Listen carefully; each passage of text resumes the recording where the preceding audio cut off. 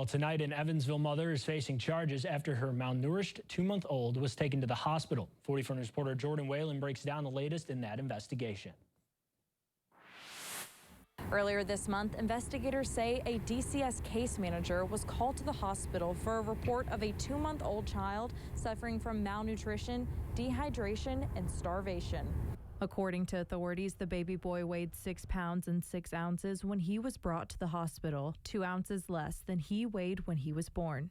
The DCS worker reported that the victim's skin was hanging off his arms and also had loose skin on his legs and torso. According to reports, the infant's condition mirrored the effects of starvation seen in extreme cases, such as emaciated temporal wasting. One of the terms used to describe this child's condition was almost as that of a Holocaust survivor. A sunken-in face where literally all the fat has been used in the body trying to keep it alive, resulting in skin hanging from the bone.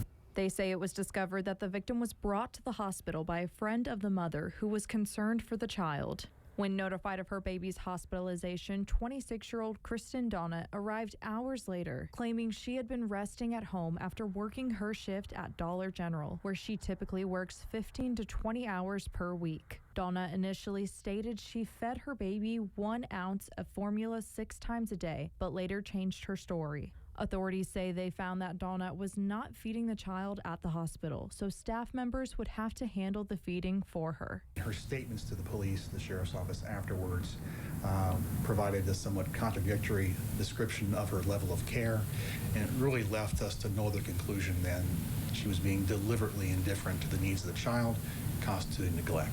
Detectives say they brought Donna in for an interview. They said she had told them the victim had experienced difficulty with digesting formula when fed and would spit up most of it after eating. But through testing and observation, investigators found that not to be true. The hospital's own testing could not replicate this child's inability to digest food.